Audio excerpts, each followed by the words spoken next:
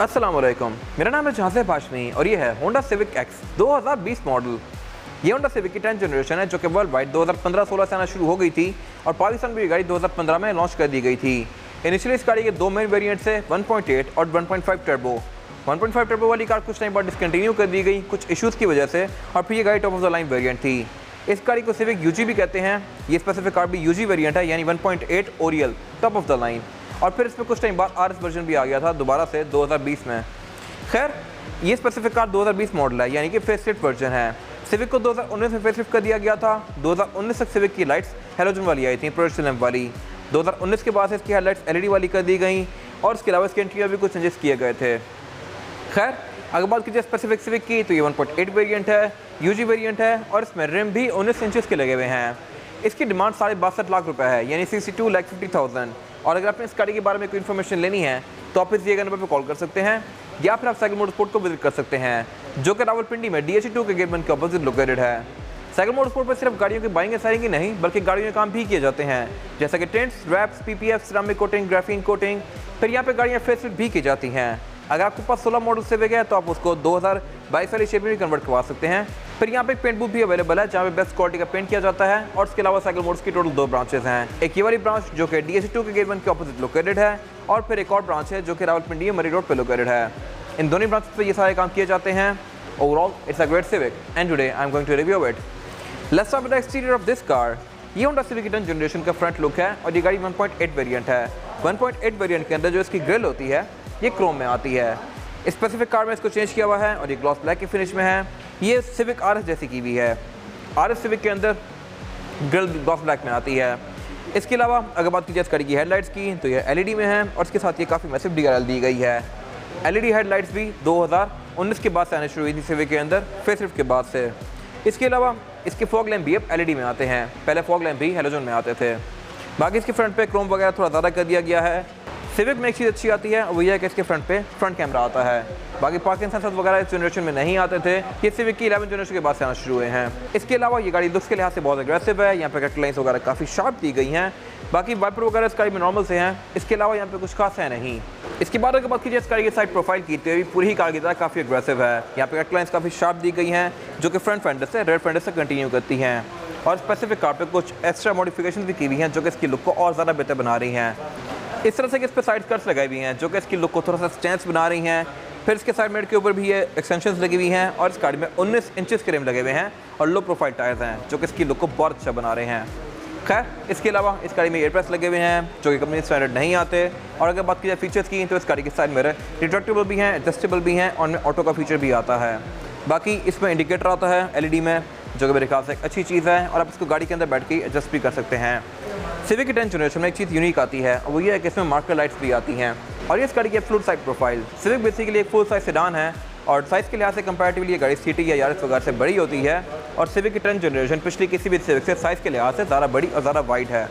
इसके अलावा सिविक में एक चीज़ आपको मिसिंग लगती है हमेशा से और वो है रिम इस गाड़ी के थोड़े छोटे आते हैं 15 या 16 इंचज़ के, जबकि इस गाड़ी में 19 इंचज़ का रिम लगा हुआ है और इस गाड़ी की लुक बहुत ज़्यादा वाइड आ रही है। इसके अलावा सिविक में स्मार्ट एंट्री वाला फीचर भी आता है। यहाँ पे एक सॉफ्ट बटन दिया गया है जिसको आप दबा के इस गाड़ी को लॉक अनलॉक कर सकते हैं यहीं से लाइक दिस। और इसके अलावा सिविक में सनरूफ भी आती है। इसमें एक छोटा वेरिएंट भी आता है जिसमें सनरूफ नहीं होती। ये गाड़ी क्योंकि यूजी है तो इसमें सनरूफ भी है। ये मेरे ख्याल से एक अच्छी चीज़ है और ये मैं आगे जाकर इंटीरियर में कवर करूँगा अभी। और ये इस गाड़ी का रेयर एंड सिविक की 10th जनरेशन में जो बैक फेंडर है ये काफ़ी बॉडी से बाहर आया हुआ है और इसके साथ इसके जेन्युइन रिम कोई ज़्यादा सूट नहीं करते।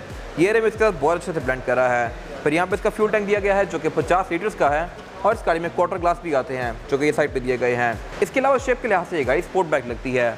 इसकी रूफ एकदम से आगे बैक पे बहुत नीचे हो जाती है और इसका ट्रंक वाला एरिया भी काफ़ी कम है जो कि इसकी लुक को और ज़्यादा इंटरेस्टिंग बनाता है।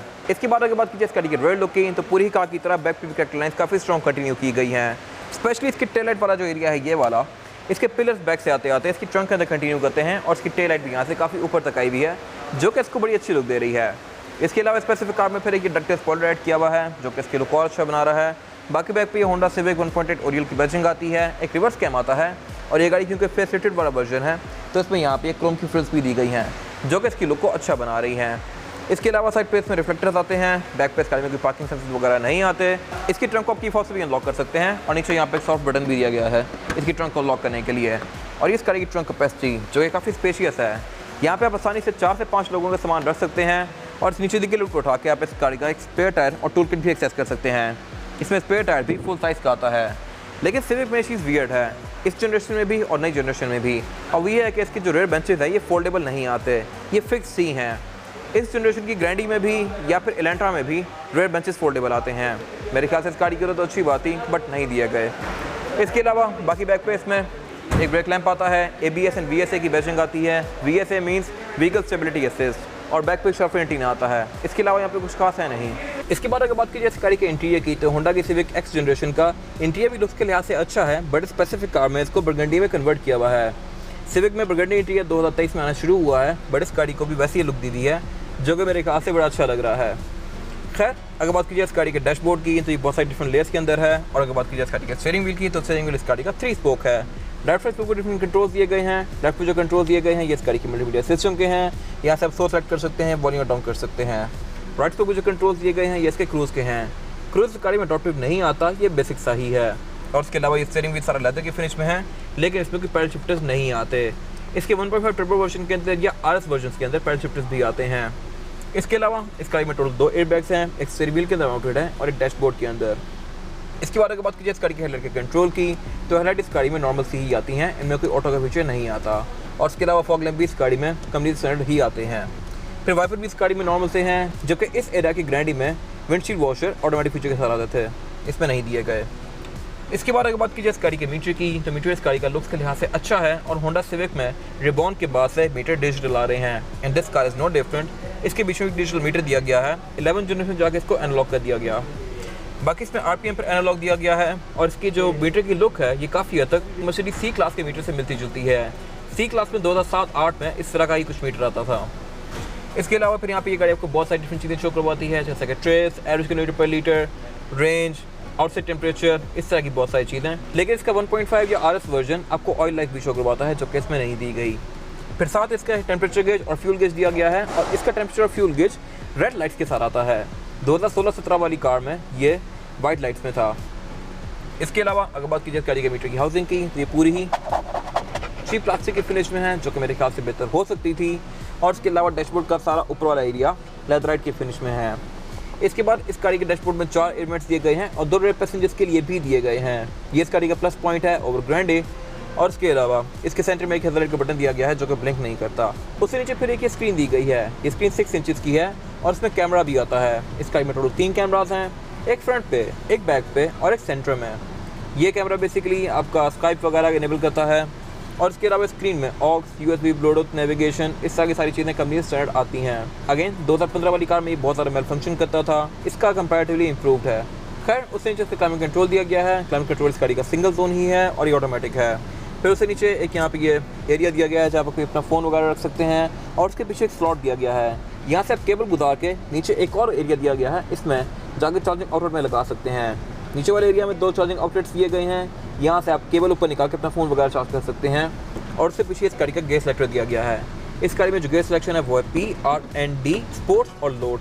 लोड बेसिकली लो गेयर्स हैं। स्पोर्ट्स में आप इस गाड़ी को खींच सकते हैं, गाड़ी रेड लाइन तक जाएगी। और उसके अलावा फिर D, R, N और P ये एक सेल्फ एक्सप्लेनेटरी हैं। फिर उसके साथ यहाँ पे इसका ब्रेक होल्ड दिया गया है और पार्किंग ब्रेक दी गई है।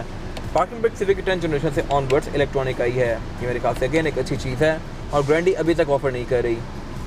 फिर उसके बाद इसका इकॉन दिया गया है, ये बेसिकली इकॉनमी मोड है, और साथ 2 ब्लैंक स्विचेस दिए गए हैं। उससे पीछे फिर ये काफ़ी बड़ा सेंटर कंसोल दिया गया है। यहाँ पर एक ये ड्रॉर है, जहाँ पर अच्छा खासा सामान रख सकते हैं। इसमें कप होल्डर आता है, जो कि आप रिमूव कर सकते हैं लाइक दिस।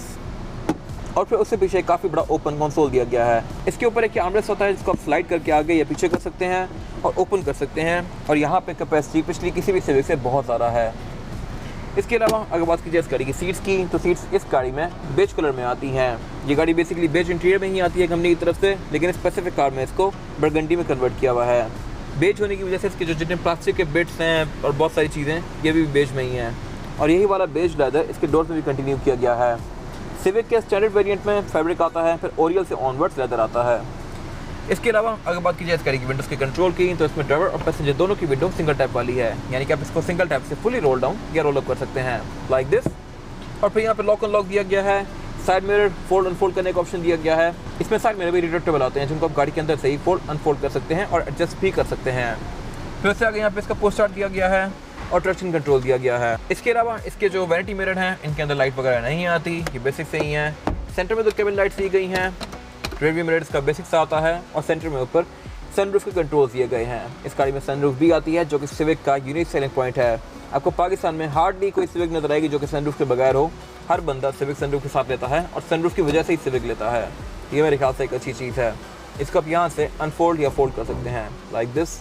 इसके बाद अगर बात कीजिए इस गाड़ी में रेयर पैसेंजर के लिए सीटिंग कैपेसिटी की, तो ये भी बैक पे काफ़ी ज़्यादा स्पेशियस है। मेरे पास यहाँ पे लेग रूम का बिल्कुल भी कोई इशू नहीं है और हेड रूम का भी, लेकिन बैक पे यहाँ पे 2 लोग आसानी से बैठ सकते हैं क्योंकि इस गाड़ी में फ्लोर बेड फ्लैट नहीं आता। यहाँ पर एक काफ़ी बड़ा हम्प दिया गया है जिसकी वजह से थर्ड पर्सन को बैठने में थोड़ी सी मुश्किल होगी, लेकिन 3 लोगों के लिए यहाँ पे हेडरेस्ट दिए गए हैं। अगर बात कीजिए अमेनिटीज़ की, तो ये बैक पे अच्छी दी गई हैं। इस तरह से कि इस गाड़ी में बैक पे 2 एयर वेंट्स आते हैं, ये चीज़ गारंटी ऑफर नहीं करती। और इसके अलावा सेंटर में एक सेंटर कंसोल दिया गया है जिसको निकाल के इसमें से आप 2 कप होल्डर एक्सेस कर सकते हैं और इसको एज एन आर्मरेस्ट भी यूज़ कर सकते हैं। फिर इसके अलावा इस गाड़ी में बैक पे सीट बेल्ट्स भी आती हैं जो कि ब्लैक कलर में है। इसके बैक पे ये क्वार्टर ग्लास भी आते हैं, ऊपर यहाँ पे केबल लाइट भी दी गई है। इसके अलावा यहाँ पे कुछ खास है नहीं। इसके बाद अगर बात की जाए इस गाड़ी के इंजन की, तो इंजन इस गाड़ी में R18 यानी कि 18 सीसी आता है। इस बॉडी में इनिशियली 2 मेन इंजन ऑफर किए गए थे, 1.5 टर्बो और 1.8।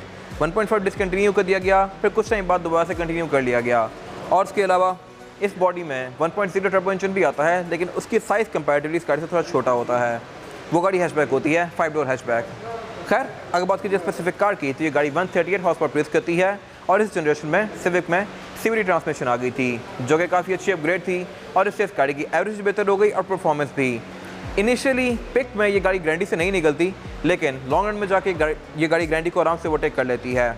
बाकी इस गाड़ी में ABS भी आता है, ट्रैक्शन कंट्रोल भी आता है और इसके अलावा इसका स्टीयरिंग भी EPS है यानी कि इलेक्ट्रॉनिक पावर स्टीयरिंग, जो कि सारी चीज़ें मिलकर इसके राइड को अच्छा बनाती हैं। अगर बात की जाए एवरेज की, तो ये गाड़ी आपको 12-13 की एवरेज दे सकती है, जो कि मेरे ख्याल से अच्छी है इस बॉडी साइज़ और इस इंजन साइज़ के लिहाज से। बाकी इसके बोनट के अंदर इंस्टॉलेशन दी गई है, बोनट इस गाड़ी का स्टैंड से ओपन होता है। इसके अलावा यहाँ पे कुछ खास है नहीं। इसके बाद अगर बात की जाए इस गाड़ी के टायर साइज़ की, तो टायर साइज़ जो स्पेसिफिक कार में लगा हुआ है ये 235, 35 और 19। इसमें कमी स्टैंडर्ड रिम जो आता है वो है 16 इंचज़ का और टायर जो आता है वो इसकी प्रोफाइल 215 होती है और टायर सेल्फ भी BG 100+ होता है, जबकि ये टायर कंपैरेटिवली उससे बहुत बेहतर है। और इसके अलावा इसका साइज़ भी 19 इंचज़ का है। इसमें रेस के जेन्युइन रिम लगे हुए हैं जो कि इसके लुक को बहुत अच्छा बना रहे हैं। मेरे ख्याल से सिविक में यही एक चीज़ होती है जो कि मज़े की नहीं लग रही होती, बट स्पेसिफिक कार में क्योंकि रिम अपग्रेड किए हुए हैं तो इसकी लुक बहुत ज़बरदस्त आ रही है। बाकी सिविक में ABS, ट्रैक्शन कंट्रोल, EPS इस तरह की सारी चीज़ें आती हैं जो कि इस राइड को और बेहतर बनाती हैं। ये था आज का रिव्यू। अगर आपको रिव्यू पसंद आया तो इस रिव्यू को लाइक कीजिए, मेरे चैनल को सब्सक्राइब कीजिए और अगर आपके पास कार से रिलेटेड कोई भी राय है तो उसको कमेंट सेक्शन में शेयर जरूर कीजिएगा ताकि वो लोग जो गाड़ी लेने वाले हैं वो आपकी राय से फ़ायदा उठा सकें। अपना ख्याल रखिएगा। Thank you.